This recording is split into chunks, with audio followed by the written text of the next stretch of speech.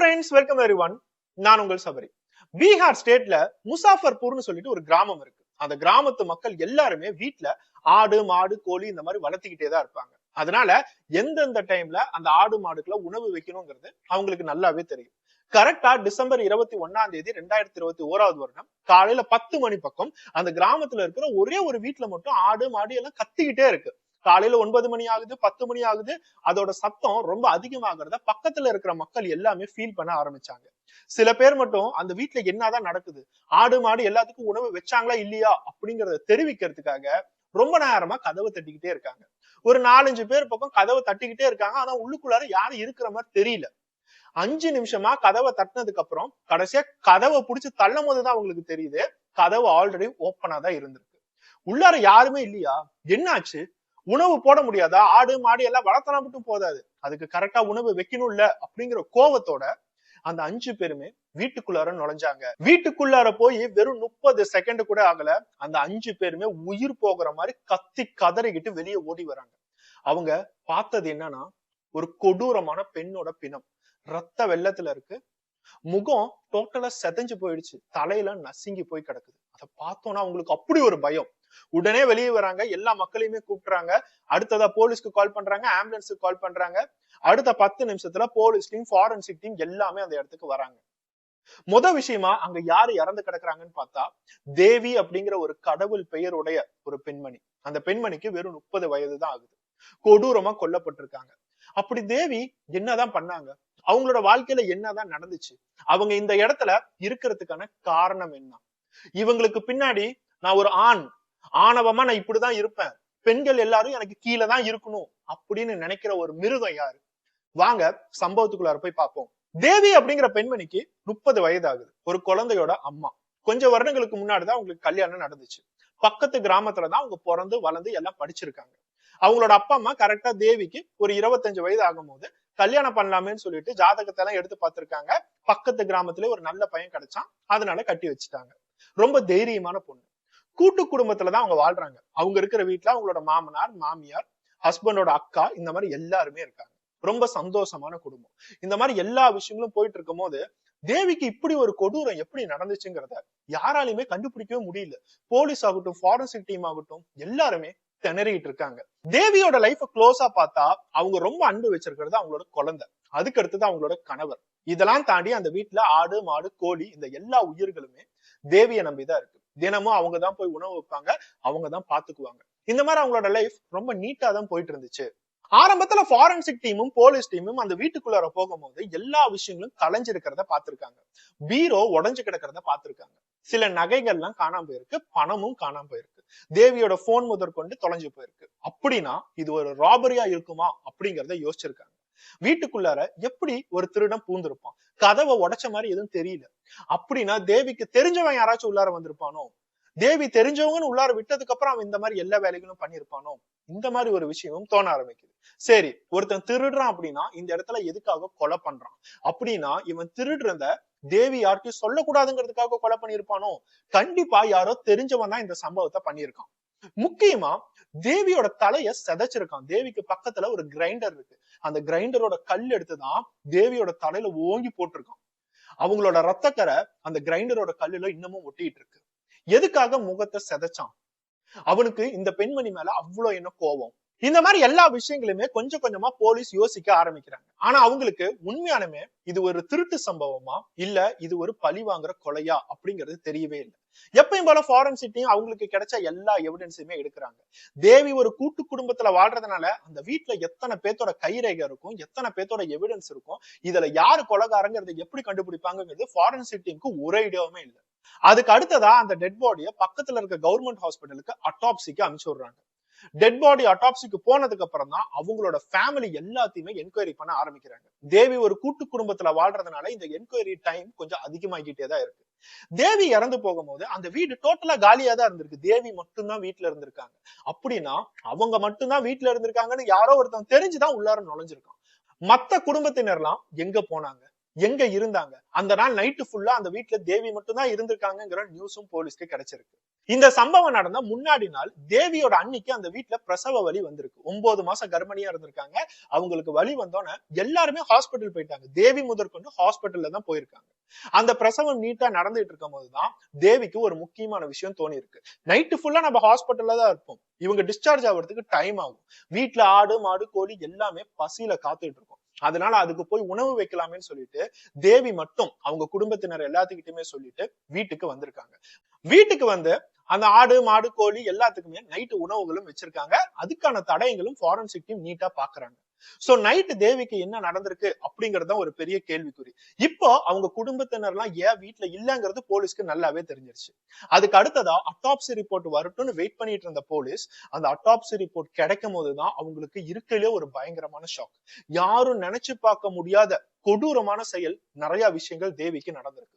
போலீஸாலேயே எந்த மிருகம் இந்த மாதிரி பண்ணுச்சு அப்படிங்கறத யோசிக்க கூட முடியல. தேவி கொலை பண்றதுக்கு முன்னாடி ரொம்ப கொடூரமா ரேப் பண்ணிருக்காங்க. ஒரு குழந்தையோட அம்மா 30 வயதாகுது. ஒரு கூட்டு குடும்பத்துல ரொம்ப சேஃபா இருந்திருக்காங்க. அந்த வீட்டுல போய் ஒரு பெண்மணிய ரேப் பண்ணி கொலை பண்ணிருக்காங்க. சோ இப்ப போலீஸ்க்கு இன்னொரு விஷயம் புரிய வருது. கண்டிப்பா இது ராபரி மட்டும் இருக்காது. ஒருத்தன் திருட வரான் அப்படின்னா அவனுக்கு திருடிட்டு ஓடுறதுக்கே அந்த இடத்துல டைம் இல்ல. இந்த இடத்துல பீரோவை உடைச்சிருக்கான், எல்லா இடத்தையுமே தேடி இருக்கான், இவ்வளவு விஷயங்கள் பண்ணிட்டு கடைசியா இவனுக்கு ரேப் பண்ணி கொலை பண்றதுக்கு வேற டைம் இருக்குமா? கண்டிப்பா இருக்காது. ரேப் பண்ணி கொலை பண்றதுதான் இவனோட மெயின் மோட்டிவா இருக்கும். நம்மளை திசை திருப்பறதுக்காக தான் இது ஒரு ராபரி கேஸ் மாதிரி எல்லாத்தையுமே அரேஞ்ச் பண்ணிருக்கான். போலீஸ்க்கு இன்னும் சில விஷயங்களும் அந்த அட்டாப்சில தெரிய வந்துச்சு.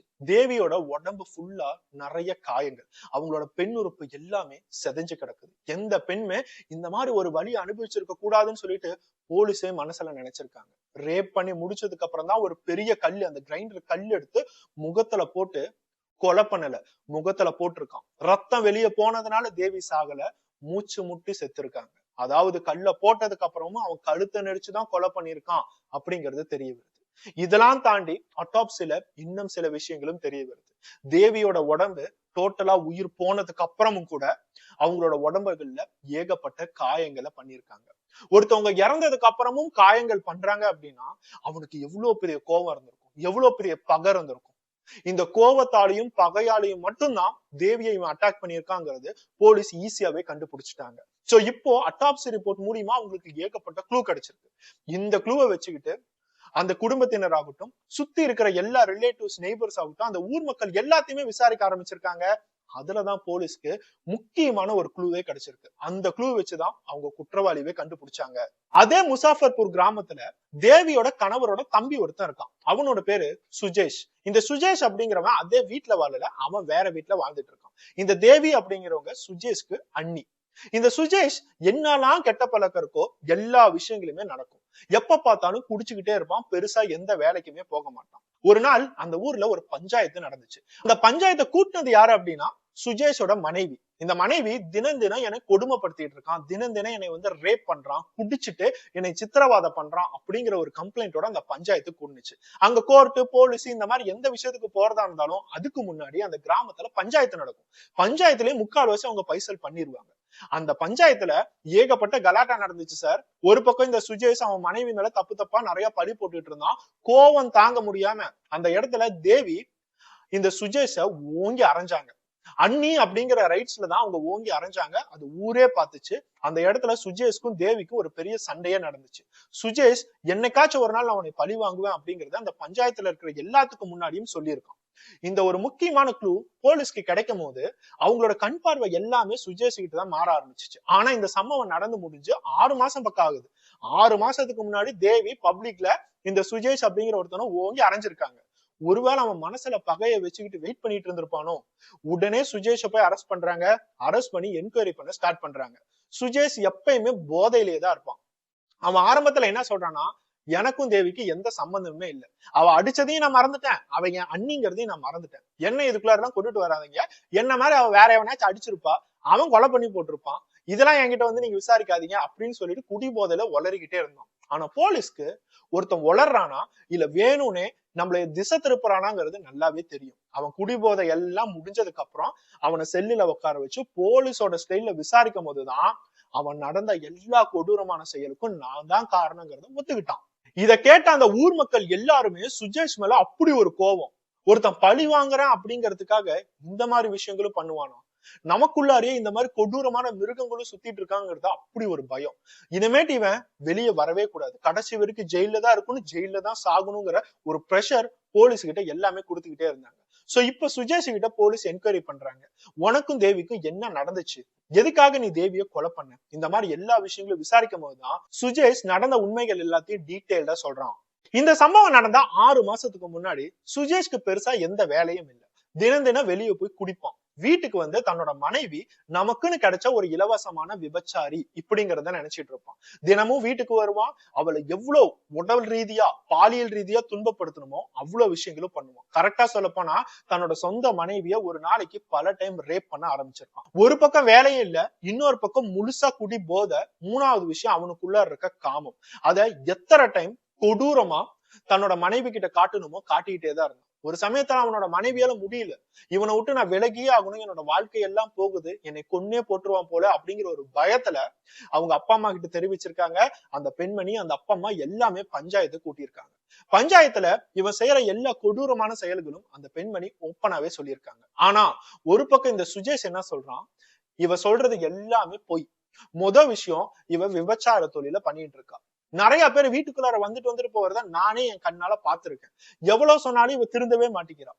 அதுக்காக இவளை கொஞ்சம் திட்டினேன், அதுக்காக இவளை கொஞ்சம் அடிச்சேன், இப்ப எல்லா பழியும் என்கிட்ட வந்து போடுறா அப்படிங்கிறத வாய் கூசாம எல்லாத்திட்டுமே போய் சொல்ல ஆரம்பிச்சான். சுஜேஷோட ஃபேமிலிக்கு நல்லாவே தெரியும், நம்ம வீட்டு பையன் கிட்டதான் எல்லா பிரச்சனையும் இருக்கு, அந்த பொண்ணு ஒரு அக்மார்க்கான பொண்ணுங்கிறது நல்லாவே தெரியும். இது அவன் சொல்ல சொல்ல எல்லாரும் கேட்டுட்டு இருந்தாலும் தேவியால இதை கேட்கவே முடியல. ஏன்னா சுஜேஷோட மனைவி எவ்வளவு கஷ்டப்படுறா அப்படிங்கறத தேவி கிட்ட நல்லாவே சொல்லியிருக்கா. தேவிக்கு அந்த சுஜேஷோட மனைவி மேல ஒரு அக்கறை இருந்துகிட்டே தான் இருக்கு. இனிமேட்டு இவனை நம்ம பேச விடக்கூடாது, இவன் ரொம்ப கேவலப்படுத்துறான் அப்படின்னு சொல்லிட்டு எல்லாத்துக்கும் முன்னாடி ஓங்கி பலார்னு ஒரு அறை தேவி அவனை அடிச்சிருக்காங்க. தேவி ரொம்ப தைரியமான பொண்ணு. அவங்களோட சொந்த ஊர்லயே சின்ன வயசுல இருந்தே தைரியமா வளர்ந்துருக்காங்க.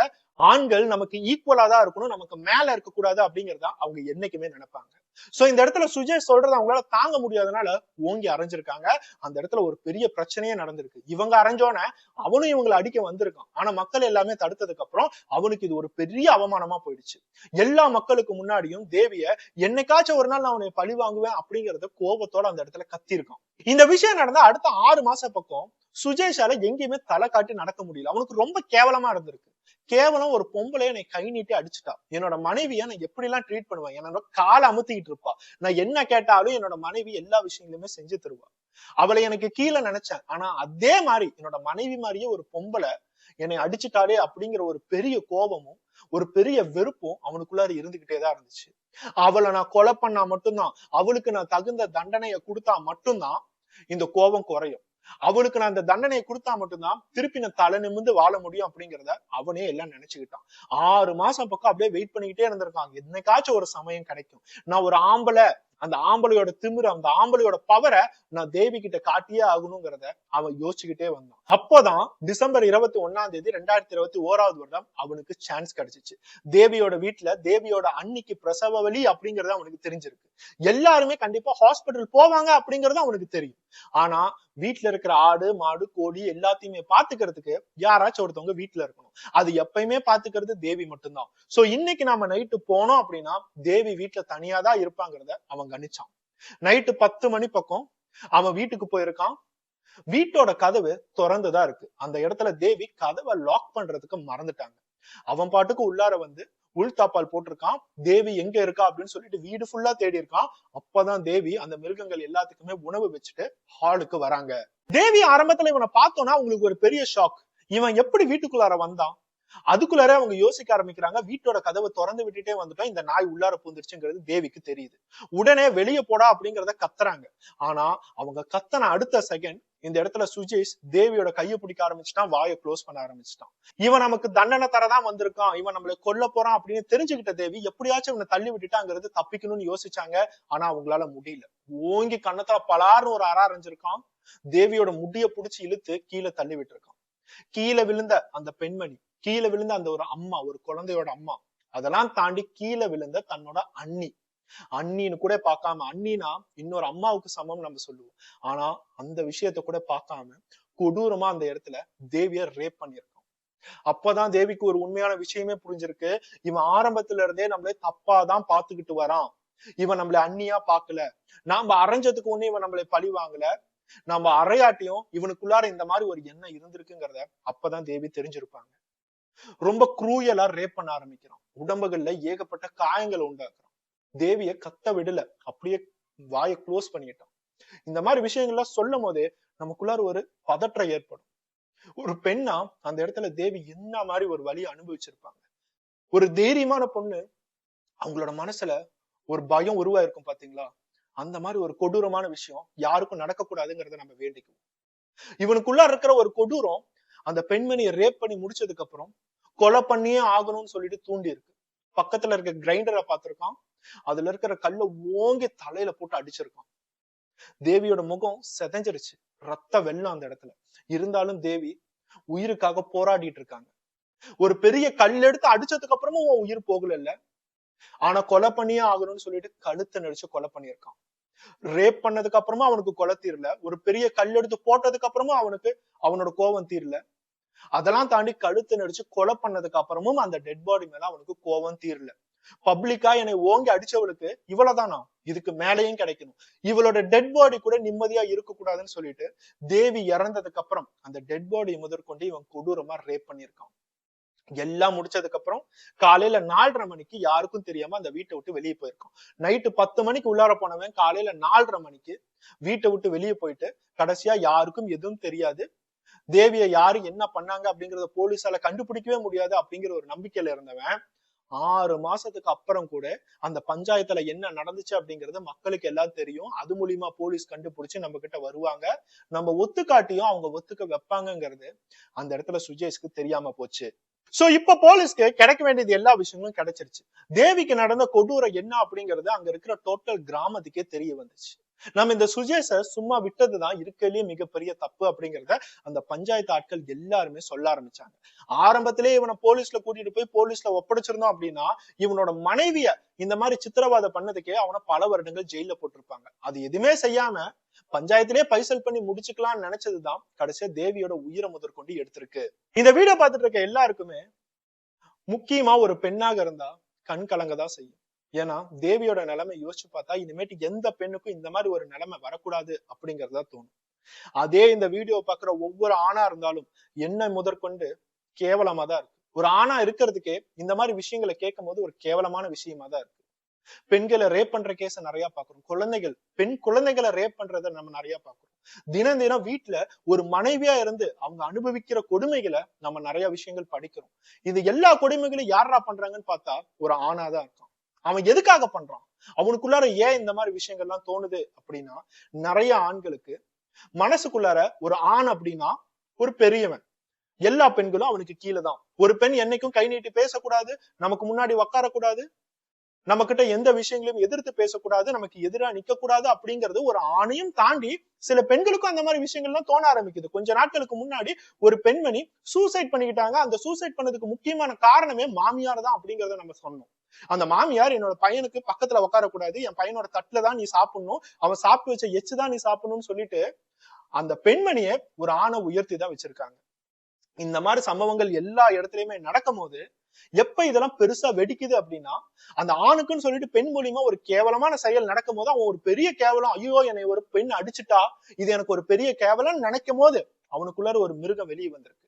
ஆனா கொஞ்சம் கூட சுஜேஷ் அவனோட மனசுல யோசிக்கவே இல்லை, நம்மளை பெத்தவளும் ஒரு பெண் தான், அந்த அம்மா நம்மளை எத்தனை தடவை போட்டு சாத்திருக்கா, அந்த அம்மா நம்மளை எத்தனை டைம் போட்டு அடிச்சிருக்கா, அதே மாதிரிதானே இவங்க அண்ணி, இந்த அண்ணியை நம்ம அடிக்கிறாங்களே அப்படிங்கறத அவன் மனசு ஏத்துக்கல.